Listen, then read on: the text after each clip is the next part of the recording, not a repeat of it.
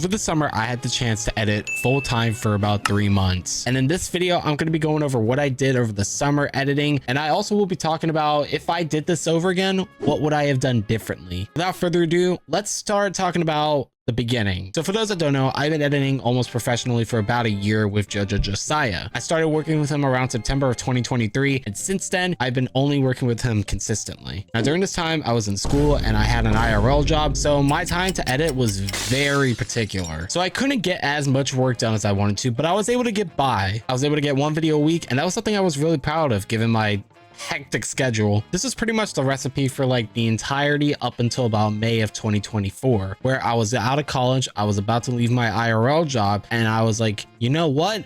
I have a chance to really do this seriously. So like any other person, I took the chance and I started editing full-time professionally. With this, I had the chance to give myself some proper time management and also be able to give myself a consistent schedule and be more healthy with the time I spent editing. With this, I was able to pump out way more videos at faster rates, and I was also able to manage a complete schedule for myself. We'll get into my schedule in a little bit, but there was only one problem. I still was only editing for one person. And that was great and all for, you know, my time in college and working my job at the same time. But with all this extra free time, I have more time to go out to other people, something I've been wanting to do ever since I started editing for JoJo. So eventually I got the offer to edit for Clark Clint. This was a brand new task for me because I was now editing for 2 people. My biggest fear from this was that will their schedules clash hard enough for me to not be able to provide the content they need. Thankfully, it worked out really well actually. JoJo was starting to produce less content to provide more quality content, and Clark needed videos like every other day, which I was fine and I was able to do 1000%. And that's pretty much who I edited for this summer, just JoJo and Clark, and honestly, I'm proud of that. Anyways, let's talk about my schedule. When I was back in school, I always tried to edit any chance I get. I had a schedule for after school stuff and before work stuff because those were like the only times I had to edit,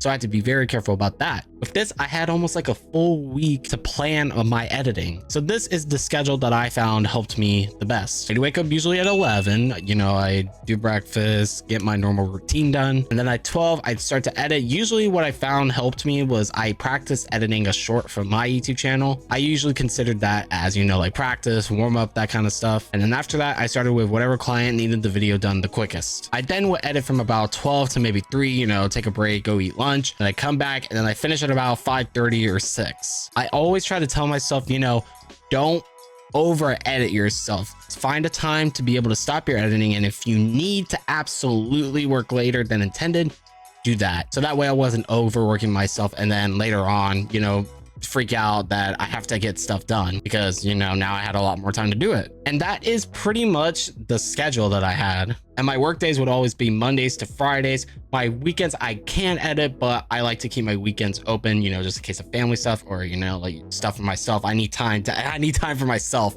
I can't, you know, edit every single day. Otherwise I'd get extremely burnt out. And that was my, you know, summer of editing. That's basically what I did. This was very consistent up until now. I am now, as of recording this, on my final week of summer break. Now with that out of the way, I want to talk about if I were to do this again, what would I have changed differently? So my first thing I would change is to be more strict with my prices. Since I'm a new editor, I, you know, am very careful about my prices because I'm not like, you know, professional org branded editor yet. I'm not that status yet, but I consider myself to, you know, be about, you know, a way above average probably. However, in order to get clients, I always fear about the prices. I'm not going to talk about how much I charge publicly, but according to my friends that I have talked about this with, they say that I undercharge for the quality of work that I give. And it was always that set price throughout every single concept. For long form, it was always set on one price, no matter the length, the limit, or the amount of editing needed. For shorts, it was different. It was like this amount for 30 seconds and then this amount for 60 seconds. So recently I made it an effort to change my prices and be more strict about them, especially since I'm going back into college. So I now have prices based off the length of video. So I have prices based off of 8-10 minutes, above 10 minutes,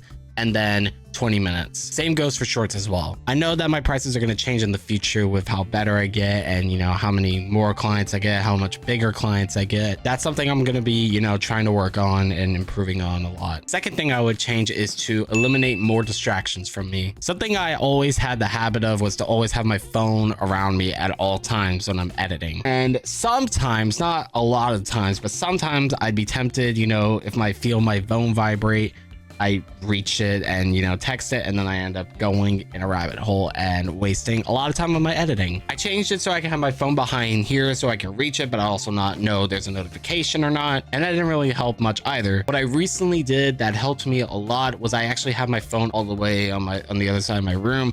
So that way I have no desire to go get up and go get my phone. But my phone is not the only issue here. Sometimes when I have to look up stuff for my clients' videos, I usually see a video, I watch it, and then I end up just wasting time. So that part might honestly be a little bit hard to get rid of than, you know, just my phone distraction. I found one thing though that wasn't distracting to me was listening to music on like pretty high volume. Besides when I'm not having to caption stuff, anytime I listen to music when I edit, I never find it distracting to me. I don't know why exactly. And it's not like lo-fi music. It's usually just like, you know, popular songs or whatever. So I don't know how I don't get distracted by that, but I always find that helps me the most. But that's my bigger goal going forward, is to eliminate as many distractions as I possibly can. Another thing I would change if I were to do it again, and probably one of the biggest things, is to be giving myself more breaks. I usually like to work on start to finish on a lot of things, or get as much done as I can in like a single session. So like 6 hours straight of editing, no breaks whatsoever, because I always felt like if I go get a break to use the restroom or whatever, I can never find myself to lock in as much as I was before I went on that break. And I found that to nearly burn me out completely of video editing. It was like a 5-day period where I just did not want to look at Premiere at all because I was so burnt out on myself because I didn't give myself enough of a break. So that's something that I seriously need to work on and be more careful about when it comes to this thing. And the last thing I would change if I were to do this all over again is to reach out to more editors. And that's something I tried to do during the beginning of summer, and I was able to, you know, connect with some creators. I connected with Jakey. He's a really cool guy to talk to, and I always love seeing his work with Snail. And I've also connected with Viewer Shotgun. He gave me some editing advice, and I've been actually following some of it recently, and it's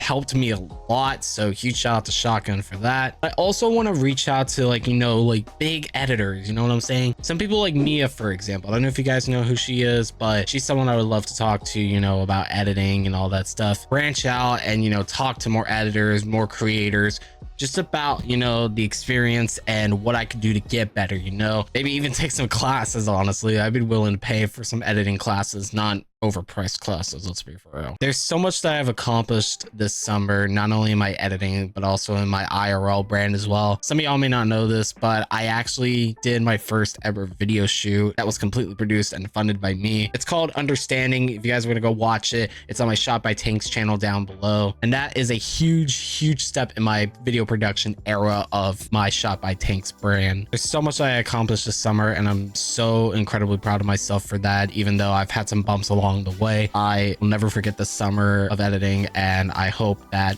for the rest of 2024 I'll be able to exceed y'all's expectations. Whether you're a viewer of myself, whether you're a viewer of JoJo or Clark, thank you guys so much for the insane support over the past year. It's been absolutely insane to me. And if you guys would like to support me any further, make sure to use code TANKS in the Fortnite item shop, hashtag ad. I was able to get this because of my passion of video editing. I'm 19 years old, going to 20 in December, and there's so much that I've accomplished in the past year that I didn't even think was possible. I really only decided a year ago that I could really take this professionally, and I took that chance, and I've accomplished so much. I think that's all that I have to say for this video. Thank you guys for the continued support and for watching these videos. Videos from now on are going to be on kind of a pause because I'm obviously going back into college and I need to focus my time on JoJo and Clark. But I do stream pretty consistently over on Twitch, so if you guys want to go watch that, in the description below. And I also will be attending FNCS next month, so expect a ton of videos and vlogs from that. I'll have some more info on that before the end of the month probably. Anyways, thank you guys for watching. Comment, like, subscribe, and I'll catch you guys in the next one. Peace out.